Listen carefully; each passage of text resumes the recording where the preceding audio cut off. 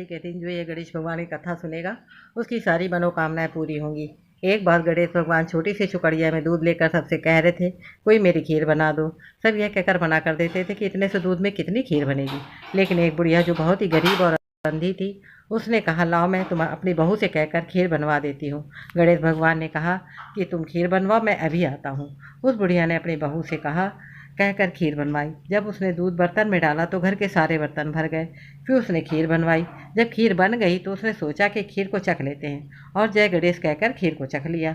जब गणेश जी आए तो बुढ़िया सेठ ने कहा, तुम्हारी खीर बन गई है, भोग लगा लो। गणेश जी ने कहा, मैं तो तभी खा चुका जब तुम्हारी बहू ने जय गणेश कहकर खीर खा ली थी, लेकिन मैं तुमसे प्रसन्न हूँ, कोई एक वरदान मांगो। बुढ़िया ने कहा कि मैं अपने परिवार से सलाह ले लेती हूँ। परिवार में बेटे बहू के कोई औलाद नहीं थी। उन्होंने कहा कि मेरे लिए पुत्र मांगो। पति ने कहा, हम इतने निर्धन हैं, हम लोग धन मांग देते हैं। बुढ़िया सोच रही थी कि मैं अंधी हूँ तो आंखें मांग लूँ। फिर उसने थोड़ी देर सोचा।